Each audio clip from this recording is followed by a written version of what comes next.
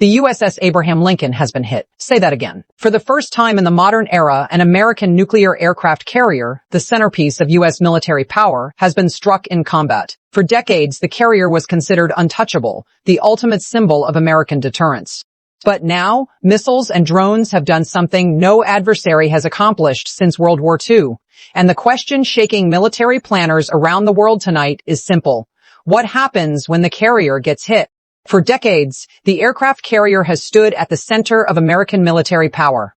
A floating airbase capable of launching dozens of fighter jets, projecting force across oceans, and shaping conflicts thousands of kilometers from U.S. shores. In naval strategy, few symbols carry more weight than a carrier strike group moving into a contested region. But now, reports from the Persian Gulf have sent shockwaves through military command centers around the world. According to early accounts, the USS Abraham Lincoln, one of the United States Navy's most powerful aircraft carriers, was struck by a combination of missiles and drones during operations in the Gulf. If confirmed, the implications are enormous. Since the end of the Second World War, no American supercarrier has been successfully hit in combat. For more than 70 years, these massive warships have operated under the assumption that their layered defenses, fighter patrols, missile interceptors, radar systems, and escort ships could keep them out of reach. That assumption may now be under challenge. Within minutes of the reports emerging, naval analysts began examining what the strike might mean for the future of carrier warfare. Because aircraft carriers are not just military assets, they are the centerpiece of how the United States projects power around the world. And if even one of them can be successfully targeted, it raises a question that strategists have avoided for generations. What happens when the most powerful warships ever built are no longer untouchable? To understand why the reported strike matters so much, you first have to understand what an aircraft carrier actually represents. A carrier is not simply a warship. It is a floating military base capable of launching fighter jets, surveillance aircraft, and strike missions anywhere in the world's oceans without relying on foreign airfields.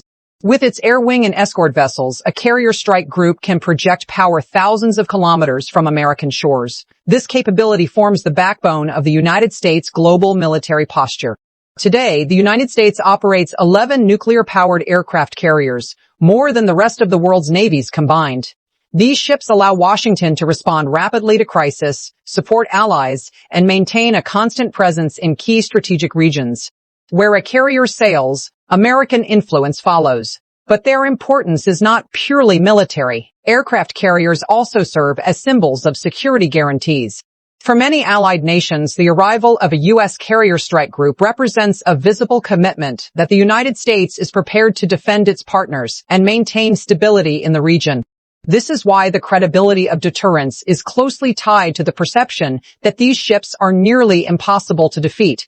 If that perception begins to weaken, the consequences extend far beyond a single battle. They reach into the foundations of the global security system built around American naval power.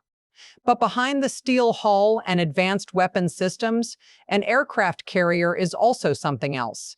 It is a community of nearly 5,000 people. Sailors, pilots, engineers, technicians, and officers all live and work aboard ships like the USS Abraham Lincoln, operating what is essentially a floating city in the middle of the ocean.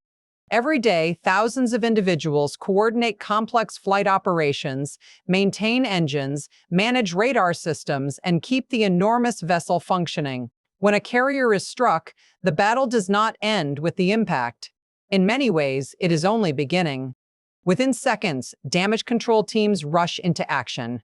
These crews are specially trained to fight fires, seal flooded compartments, contain explosions, and stabilize the ship's structure under combat conditions.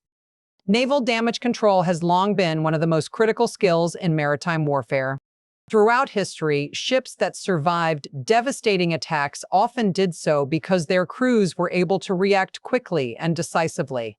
Technology plays a role, but in the end, the survivability of a warship often depends on something far more human. Discipline, coordination, and the ability of thousands of individuals to work together under extreme pressure. According to early reports, the strike was not a single attack. It was a coordinated assault designed to overwhelm the carrier's defenses. Modern carrier strike groups rely on multiple layers of protection. Radar systems scan hundreds of kilometers of airspace. Escort ships carry interceptor missiles. Fighter jets patrol the skies above the fleet. Together, these systems form one of the most advanced defensive networks ever deployed at sea. But the attack reportedly exploited a critical weakness in that system. It came from multiple directions at the same time.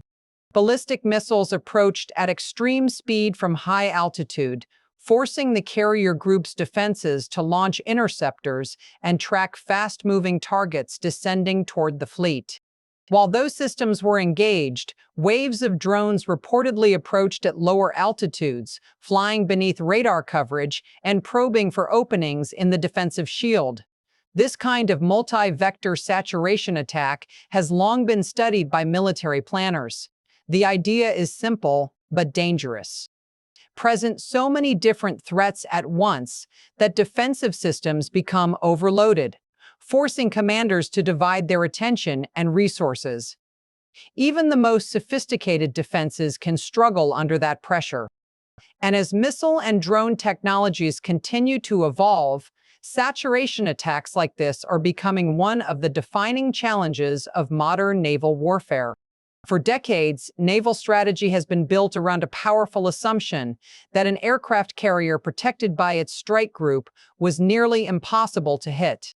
Carrier strike groups operate within a layered defensive shield designed to detect and destroy threats long before they reach the ship itself. Long-range radar systems scan the skies for incoming missiles. Escort destroyers and cruisers launch interceptor missiles to destroy threats at distance. Closer to the fleet, additional defenses stand ready to engage anything that slips through. And at the final line of defense, close-in weapon systems, rapid-fire cannons, and short-range missiles are designed to destroy incoming targets just seconds before impact. For decades, this multi-layered system reinforced the belief that a carrier was effectively invulnerable in combat. But modern warfare is beginning to test that assumption. Saturation attacks using large numbers of missiles and drones can create moments where defensive systems are forced to respond to multiple threats simultaneously. In those brief windows, small gaps can appear between layers of protection, and those gaps can be exploited. Even if a carrier survives such an attack, the mere fact that it can be successfully targeted changes something important. It challenges one of the longest-standing beliefs in modern naval warfare. And once the myth of the invulnerable carrier begins to fade, military planners around the world must start asking a difficult question. What role should these massive warships play in the wars of the future? Across the world, military planners began watching the reports closely because the implications of a successful strike on a U.S. aircraft carrier extend far beyond a single battlefield. In China, analysts are likely examining the event with particular interest. For years, Beijing has invested heavily in developing anti-ship ballistic missiles specifically designed to threaten American carrier strike groups operating in the Pacific. Weapons, often referred to as carrier killers, were built around the idea that large naval platforms could be targeted at long range. Now, any real-world example of a carrier under attack provides valuable data. Russia and other major military powers are also studying the incident, evaluating how modern missiles and drone systems might challenge traditional naval defenses. But the reaction is not limited to potential adversaries. Many U.S. allies depend on American carrier groups as a visible guarantee of security. These warships often serve as the most immediate symbol of U.S. commitment during regional crisis. If the perception of carrier invulnerability begins to weaken, it could influence how allies think about their own defense strategies, and it may accelerate a broader shift already underway in military planning. The growing emphasis on anti-access and area denial strategies designed to keep powerful fleets at a distance. In Washington, the reported strike immediately triggered a wave of urgent debate.